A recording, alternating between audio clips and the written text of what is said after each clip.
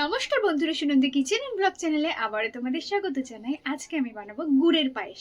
তো বিভিন্ন জন্মদিন বলো, বিভিন্ন শুভ অনুষ্ঠান বলো, তোমরা সবাই হয়তো বাড়িতে পায়েস বানিয়ে থাকো বিভিন্ন রকম চাল দিয়ে, বিভিন্ন রকম মিষ্টি, যেমন হচ্ছে চিনি, কেউ কেউ গুড় দিয়ে, বিভিন্ন রকম কিছু দিয়ে তোমরা হয়তো পায়েস বানিয়ে থাকো।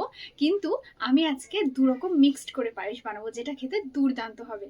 তো তোমরা দেখে নাও আমার ঝুড়িতে আজকে কি কি আছে। এখানে সবার প্রথম আছে সব থেকে ইন্টারেস্টিং যেটা, সেটা আছে পাটালি গুড়। আর তার সাথে নিয়েছি এখানে আমি প্যাকেট দুধ, এখানে নিয়েছি আমি গোবিন্দভোগ চাল, এখানে নিয়েছি চিনি, আর এখানে কাজু কিশমিশ আছে। তো বন্ধুরা, তোমরা কিন্তু অবশ্যই পুরো ভিডিওটা দেখতে থাকো, পুরো ভিডিওটা দুর্দান্ত হতে চলেছে। আর তোমরা কিন্তু প্লিজ প্লিজ সাবস্ক্রাইব করে তারপর ভিডিওটা দেখো। তো চলো রান্নাঘরে গিয়ে তোমাদের পুরো ভিডিওটা দেখাই।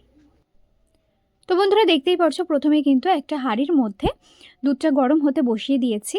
দুধটা কিন্তু প্রথমে খুব ভালো করে ফোটাতে হবে, এখন কিছু দিয়ে দিলে চলবে না।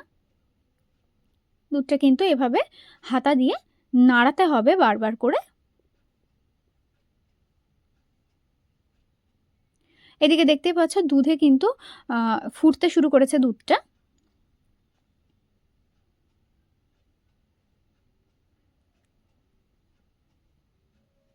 খুব সুন্দর করে কিন্তু দুধটা ফুটে উঠেছে। তো এদিকে দেখতেই পারছো। এখন আমি এর মধ্যে দিয়ে দিচ্ছি দুটো তেজপাতা,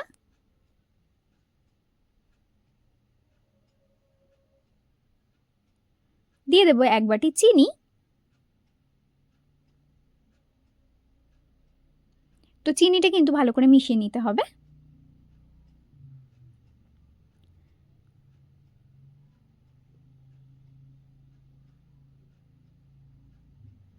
তো চিনিটা খুব ভালো করে মেশানো হয়ে গেছে, দিয়ে দেবো এক বাটি চাল, গোবিন্দভোগ চাল।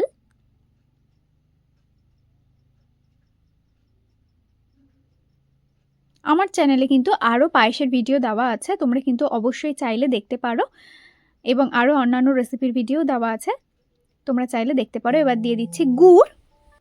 তো বন্ধুরা, গুড়টা দিয়ে কিন্তু খুব ভালো করে মিশিয়ে নিতে হবে। আমি 2 চামচ মতো গুড় দিয়ে দিচ্ছি, যেহেতু চিনি আমি আগে অনেকটা বেশি দিয়ে দিয়েছি, তো সেই জন্য পরিমাণ বুঝেই কিন্তু দিতে হবে।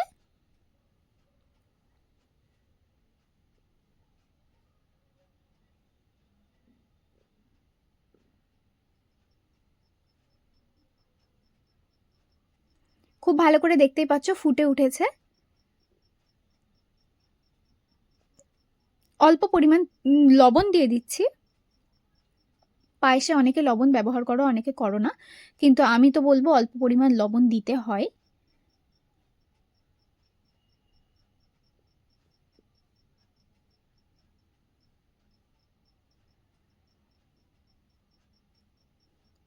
তো বন্ধুরা, এই যে আমি কাজুগুলো একদম ছোট্ট ছোট্ট করে ভেঙে নিয়েছি, যাতে প্রত্যেকবার খাওয়ার সময় মুখে পড়ে। আর তার সাথে এখন আমি কিন্তু দিয়ে দেব ছোট্ট ছোট্ট করে কুচিয়ে রাখা কিশমিশ। তো চাল যেহেতু খুব সুন্দর করে সেদ্ধ হয়ে গেছে এবং পায়েসটা খুব মাখো মাখো হয়ে গেছে, তো এখন আমি কাজু কিশমিশটা দিয়ে দিলাম, এবং আমার পায়েস কিন্তু একেবারে রেডি।